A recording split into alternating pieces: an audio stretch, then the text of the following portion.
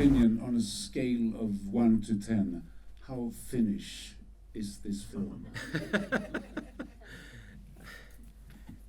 I would say 8, because there are some things that I don't feel that are very Finnish. I mean, they come maybe more from the region I grew up in, Tornedalen, which I don't think it's a very specific place, and we have our own culture. It's a very specific culture, but apart from that, it's very Finnish.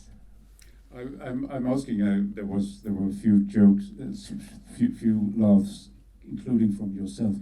But I ask also because I was wondering if there is some kind of legend hiding in this story. I don't know, from the Bible or from Greek mythology or anything like that. What would you reply to my thoughts? Well, actually, there is this film is when I was writing it. I had this idea of doing an adaptation of the book of Job from the Bible, and it started when I met this actual woodcutter that came to my house because I needed to cut one tree down, and didn't want to do it myself because it would have been fallen on the top of my house if I would do it myself. So I called this actual woodcutter, and he came. And I was so inspired by this encounter of this man, and he was very similar than this protagonist in my film. So he was this very optimistic. From what I get from that encounter is that he was very optimistic, and he had some hardships in his life, and he had basically lost everything, but he could still keep his appearances, so that he was very happy in this way that I couldn't understand. And there was something very. And at the same time, I felt that there was something very familiar to me, growing up in North in these like small towns, and some of the men there, they were like him. And I think it has something to do with not being so aware of everything. So I think it's almost like these generations of pre-therapy, in a way that they don't. Like my parents' generations, they go to therapy. I go to therapy, but they don't do it. So I mean, I don't know. There were so many things, and I was just so curious about this man and why is he like that. And I started to write, and pretty soon I kind of realized that in order to find this whatever it is he keeps, I need to put him into a test, and this test is basically the Book of Job. So I was using it. It's not like something doesn't necessarily have to be thought of when you watch the film, and so it became, the script was very mythical in a way. So like this is like what you ask is I think it definitely is there. And then it takes place in Finland, but it could take place in Minnesota, like the Coen brothers did with a film called Serious Man, who also goes through many. That could be a very nice double feature, because people will leave the cinema with very high spirits. Are there any questions from the audience? Please raise your hands. Yes. Because you mentioned that this main character that you based on the woodcutter, would you say he's like an ideal to you, or more like the opposite? Because sometimes I also felt irritated against him, so I wonder how you felt about this character. Yeah, it's a very good question, because I mean, I felt the same.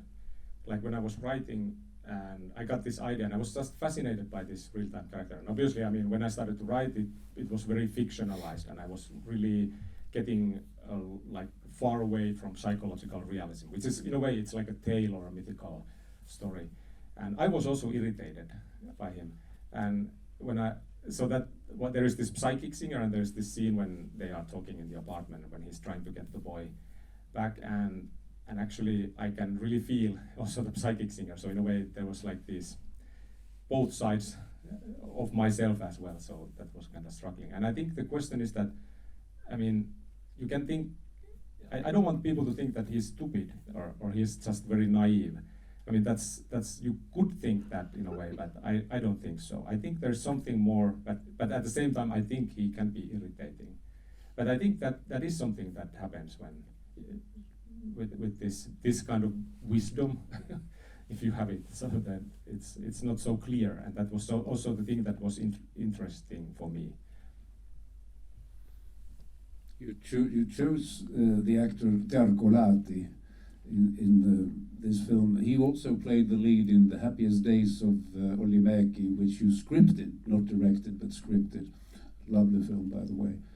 He kind of comes across as a very lovable personality, at least in these two films. Kind of reminds me of Stan Laurel or something like that. So you can't really get too angry at him, can you?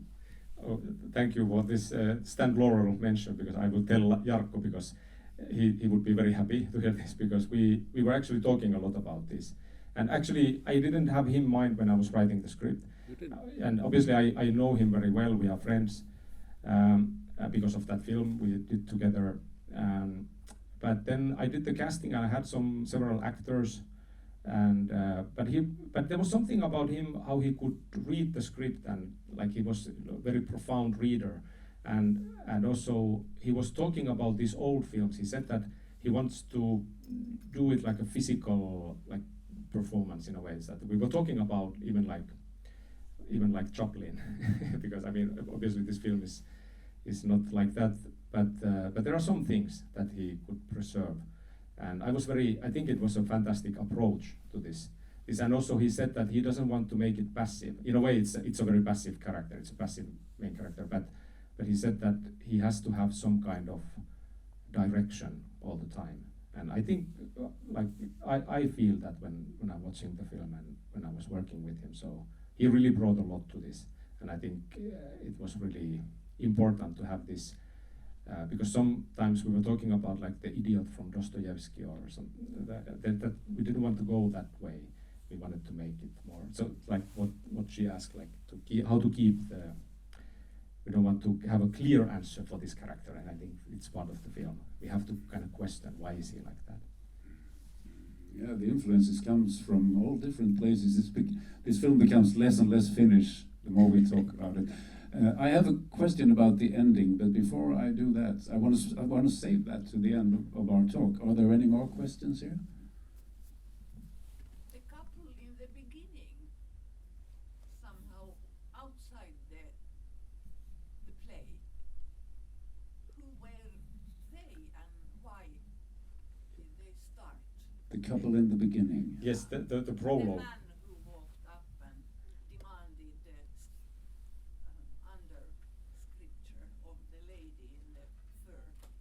Yes, exactly. The prologue. Yeah. It's a separate thing from the other story, and actually it is like of course we don't know what is the deal. We just see them, basically they are making this contract of something, and she is very distressed about it, and she's crying and saying that this will cause a lot of bad stuff for the people. So if you read the book of Job, that starts with Satan and God making this deal, and it's actually He is Satan and she yes, maybe. I mean, I didn't want to say it like it's not so direct, but I was thinking, because maybe it has something to do with the mind, because there is this mind being opened, and this is something that actually happens in Lapland. And I didn't, because this, even though I used the book of Job, I was, for some reason, I had this more often like an existentialist version of it. I mean, book of Job is, in a way, it is there because it is a story that has an answer to the question of theodikia, which is like why there are bad in the world if God reigns everything and God can control everything. So why does there happen? Why does bad things happen? And I didn't want to go there. I don't have this religious belief in that way that I could have something to say. I didn't want to. I don't know how to say anything about that. But I wanted to portray these people who are confused. So and those there are a lot of minds in Lapland, in Finnish Lapland, and there are new coming all the time. And it's very tricky because at the same time they are destroying everything when they are building up the mine. But there's this one that is huge, and it's very notorious. There was a lot of environmental issues, and they destroyed many rivers and everything. But at the moment it's still up and running, and they are making these batteries for electric cars. because they need this mineral, they extract it and they make the batteries for the electric cars. So we need them in a way. So, but at the same time, it's going to cause a lot of. So there is like this dilemma in them. And this guy who came to save the world, is he one of Job's friends? You know the story. Job's friends try to explain why he suffers. You mean the psychic singer or the? Yes. The, their yeah. Well, I don't. teacher. Yeah, I don't think so directly. But actually, what I really enjoy is that if you read the book of Job from Bible, it's like only 4 pages. The story itself, it's very simple.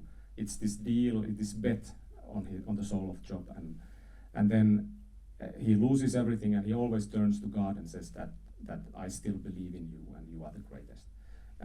But in the end, and he's rewarded with a new family because he lost his family, and that's when he goes through the test. And after that, we are staying with Job, and he's crying for God of this. Why did you choose me, and why me?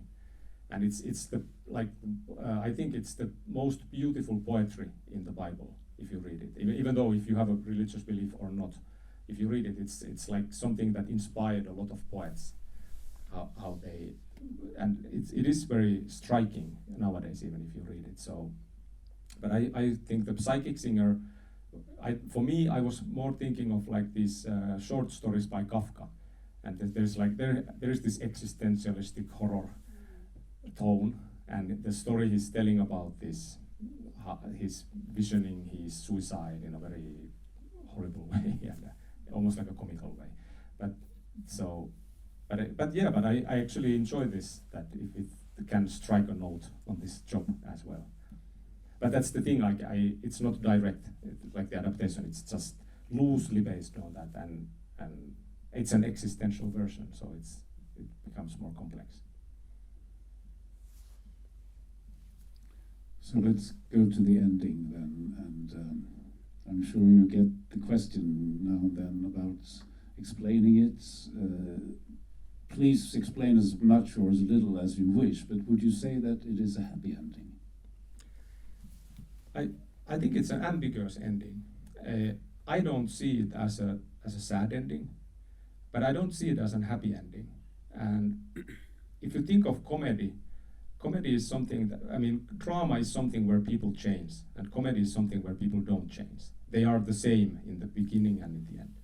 And I think we can think him the same in the beginning and the end. But at the same time, the horror we can see in his face is he has gone through something. And I understand that the ending is something that usually people are baffled with the ending. I understand it. And I felt that I in a way I wanted to make a different kind of ending. I wanted to make an easier ending, but I felt that I couldn't stay true what I was writing if I do something different.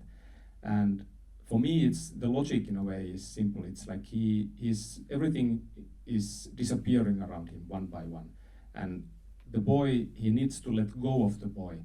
But if you think of the scene where he goes into the burning car, it's not a nighttime scene, it's a day scene, and it doesn't feel threatening, even though the car was a bit threatening when we saw it for the first time. And the boy is willingly going into the car, so it takes him away, because he needs to be alone. Wherever he's going, he needs to go there alone. And I feel, I am 42 now, and I feel that life is, I'm very happy with life, but I feel that it's this process of letting go stuff. That's basically, whatever is your belief, you are losing everything one by one. That's how I feel it, and like watching the older generations in my family. And then in the end, we cross the border, we go somewhere. And that's the metaphor I wanted. That's why it is like that. But there's no direct explanation. It's poetry.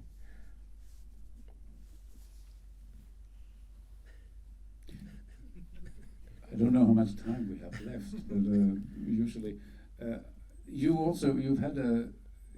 this is your first long feature. You've done around half dozen of shorts, and you then wrote Myllylahti, which won the Grand Un Certain Regard section prize in Cannes, and Juho Kuusmanen directed this.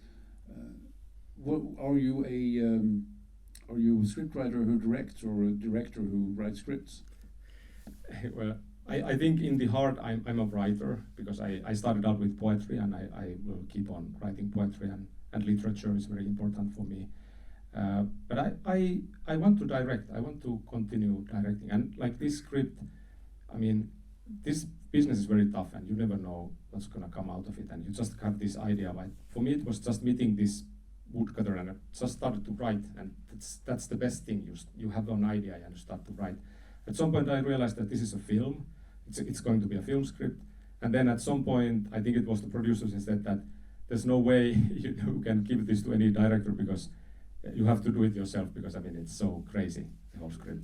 So so in a way I think but it made sense in a way. I want to direct. I don't, but I feel also that I want to direct if I have something that I can bring and I'm the best one to do it. So I can definitely write for others, but I'm working on 2 films at the moment. So I hope that I will have a new one in a couple of years as a director. Can you say anything more about the forthcoming? Yeah, it's the other one is an adaptation of this very famous old Finnish novel. It's set in the Civil War in 1918.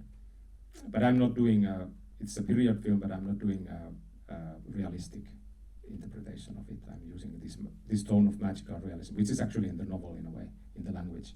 It's very poetic. And the other one is it's a crime story.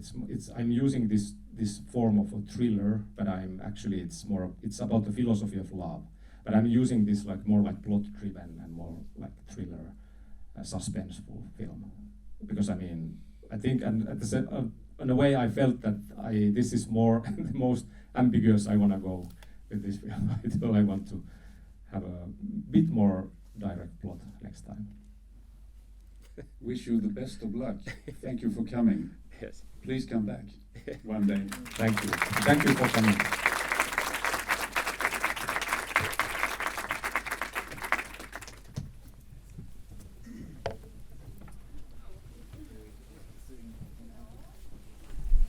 No, yeah, tell him about Stan Laurel or Buster Keaton or Chaplin. Most definitely. Oh, thank you. Thank you. I don't know if I can bring it on the plane, but you can look at it. But that's interesting, because I was when we were in Cannes,